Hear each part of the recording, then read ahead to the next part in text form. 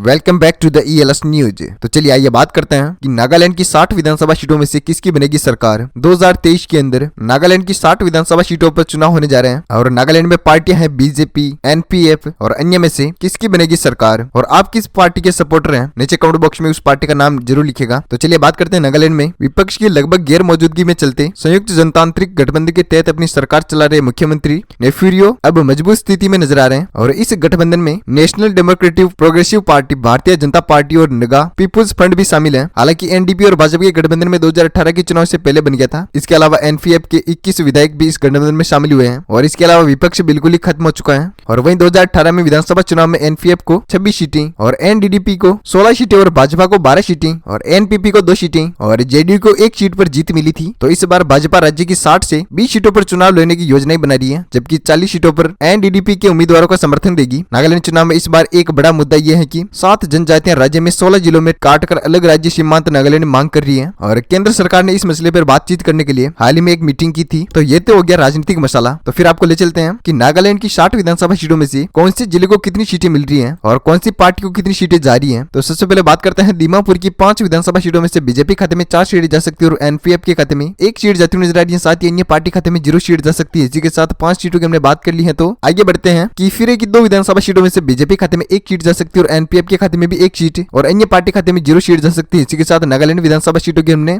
60 सीटों में से 7 सीटों की बात कर ली है, जिनमें से बीजेपी खाते में 5 सीटें जा सकती है और NPF के खाते में 2 सीटें और अन्य पार्टी खाते में 0 सीट जा सकती है। इसी के साथ चर्चा करते हैं अगले जिले। कोहिमा की 7 विधानसभा सीटों में से बीजेपी खाते में 4 सीटें जा सकती है और NPF के खाते में 2 सीटें और अन्य पार्टी खाते में 1 विधानसभा सीट जा सकती है। इसी के साथ हमने बात कर ली है नागालैंड की 60 विधानसभा सीटों में से 14 सीटों की। तो बीजेपी खाते में 9 सीटें जा सकती है और NPF के खाते में 4 सीटें और अन्य पार्टी खाते में 1 विधानसभा सीट जा सकती है। इसी के साथ बात करते हैं अगले जिले। लोंगलेंग की 2 विधानसभा सीटों में से बीजेपी खाते में 1 सीट जा सकती है और NPF के खाते में भी 1 सीट और अन्य पार्टी खाते में 0 सीट जा सकती है। इसी के साथ नागालैंड की हमने बात कर ली है 60 विधानसभा सीटों में से 16 सीटों की। तो बीजेपी खाते में 10 सीटें जा सकती है और NPF के खाते में 5 सीटें और अन्य पार्टी खाते में 1 विधानसभा सीट जा सकती है। इसी के साथ चर्चा करते हैं अगले जिले। मोकोंगचुंग की 10 विधानसभा सीटों में से बीजेपी खाते में 7 सीटें जा सकती है और NPF के खाते में 3 सीटें जाती नजर आ रही है। साथ ही अन्य पार्टी खाते में 0 सीट जा सकती है। इसके साथ नागालैंड की 60 विधानसभा सीटों में से हमने बात कर ली है 26 सीटों की। तो बीजेपी खाते में 17 विधानसभा सीटें जा सकती है और NPF के खाते में 8 सीटें जाती नजर आ रही है। साथ ही अन्य पार्टी खाते में 1 सीट जा सकती है। इसी के साथ बात करते हैं अगले जिले मोन की 9 विधानसभा सीटों में से बीजेपी खाते में 4 सीटें जा सकती है और NPF के खाते में भी 4 सीटें और अन्य पार्टी खाते में 1 सीट जाती नजर आ रही है। इसी के साथ बात करते हैं कि नागालैंड की 60 विधानसभा सीटों में से हमने 35 सीटों की बात कर ली है, जिनमें से बीजेपी खाते में 21 सीटें जा सकती है और NPF के खाते में 12 सीटें और अन्य पार्टी खाते में 2 विधानसभा सीटें जा सकती है। इसी के साथ बात करते हैं अगले जिले परेन की 2 विधानसभा सीटों में से बीजेपी खाते में 0 सीट जा सकती है और NPF के खाते में 2 सीटें और अन्य पार्टी खाते में 0 सीट जा सकती है। इसी के साथ बात करते हैं अगले जिले फेक की 5 विधानसभा सीटों में से बीजेपी खाते में 2 सीटें जा सकती है और NPF के खाते में 3 सीटें और अन्य पार्टी खाते में 0 सीट जाती नजर आ रही है। इसी के साथ बात कर ली हमने